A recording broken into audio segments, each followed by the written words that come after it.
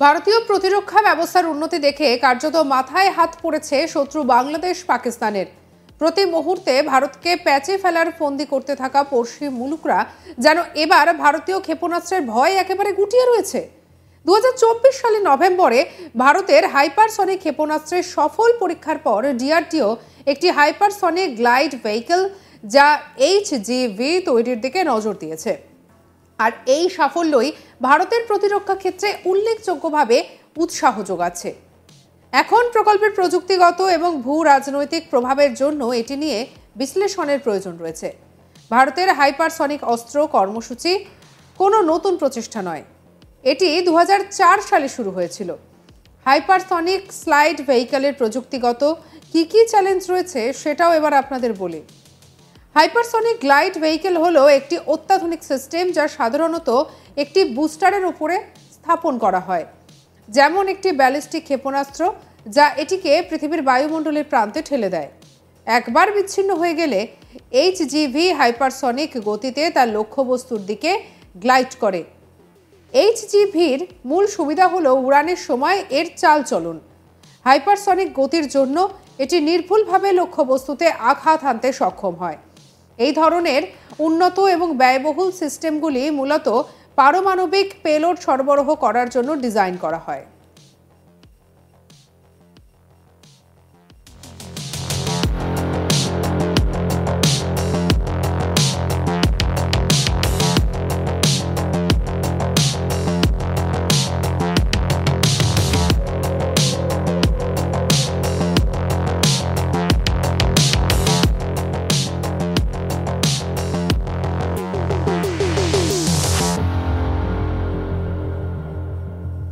সোজা কথায় বলতে গেলে কোনো লক্ষ্যবস্তুকে দিকে ছুঁড়ে মারলে সেই বস্তুটাকে মিসাইল বা নির্দেশিত ক্ষেপণাস্ত্র হচ্ছে এমন একটা যান্ত্রিক অস্ত্র যা নিয়ন্ত্রিতভাবে কোনো লক্ষ্যবস্তুকে আঘাত করে।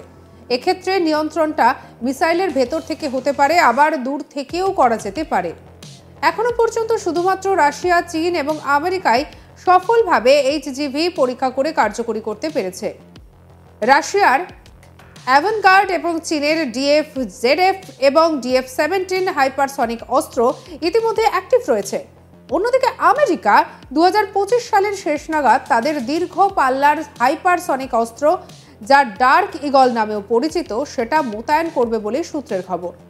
প্রসঙ্গত 2019 সালের শুরুর দিকে আমেরিকা প্রতিরক্ষার অভিযান নিয়ে অভূতপূর্ব গতিতে এগিয়ে চলেছে।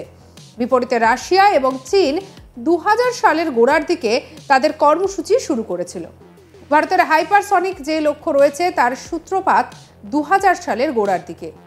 দেশটি 2024 সালে প্রথম হাইপারসনিক ক্ষেপণাস্ত্র পরীক্ষা চালায়। এর আগে 2020 সালে হাইপারসনিক টেকনোলজি ডেমনস্ট্রেশনের ভেহিকল পরীক্ষা করে। তবে সম্পূর্ণরূপে কার্যকরী HGV তৈরির জন্য একাধিক অত্যাধুনিক প্রযুক্তির প্রয়োজন। যদিও ভারতের বিস্তৃত ব্যালিস্টিক ক্ষেপণাস্ত্র কর্মসূচি এই পর্বকে সহজতর করে।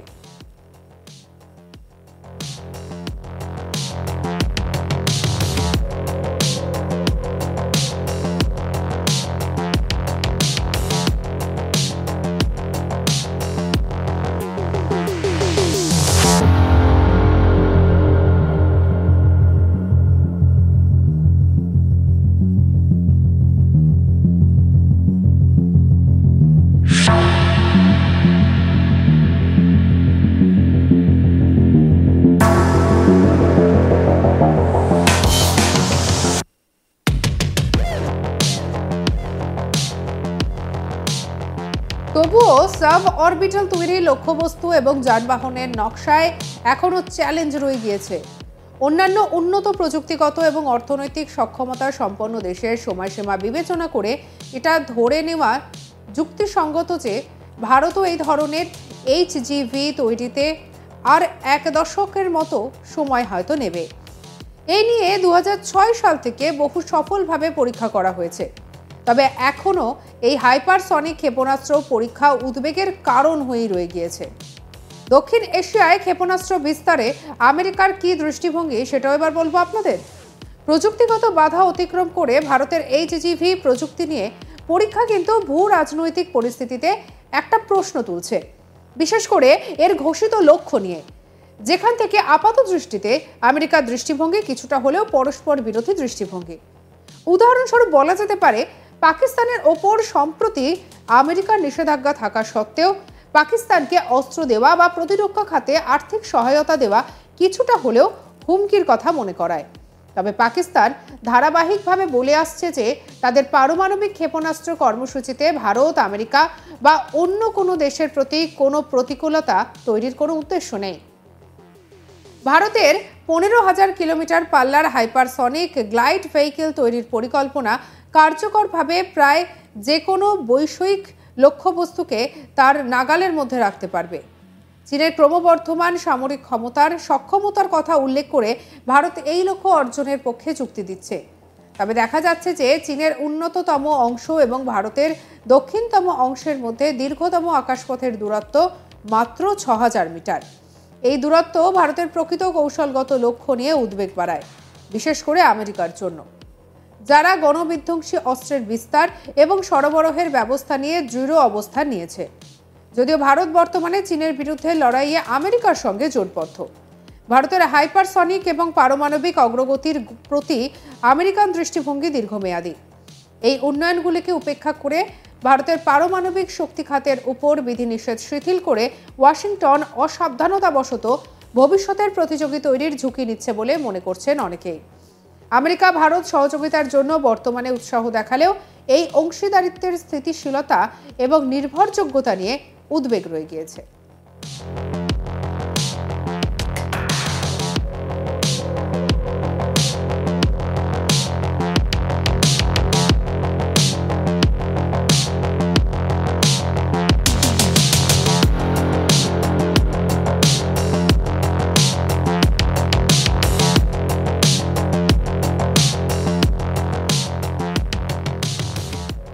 যদিও আমেরিকা বৃহত্তর প্রভাব বিবেচনা না করেই চীনের সঙ্গে তার তাৎক্ষণিক প্রতিদ্বন্দ্বিতাকে অগ্রাধিকার দিতে থাকে, তাহলে শেষ পর্যন্ত এটি উন্নত কৌশলগত ক্ষমতা সম্পন্ন সাহসী ভারতের মুখোমুখি হতে পারে।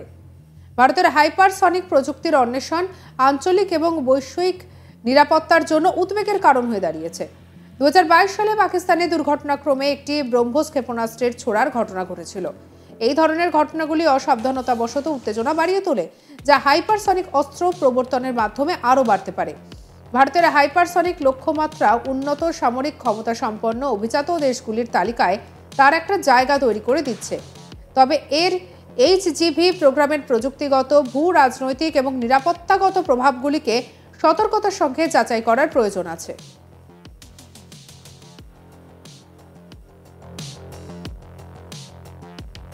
সঙ্গে রাখুন আজ তাক বাংলার ইউটিউব চ্যানেলকে। আপনার মতামত আপনি জানাতে পারেন কমেন্ট সেকশনে। অন্যান্য খবরের জন্য সাবস্ক্রাইব করুন, হোয়াটসঅ্যাপে ফলো করতে ভুলবেন না।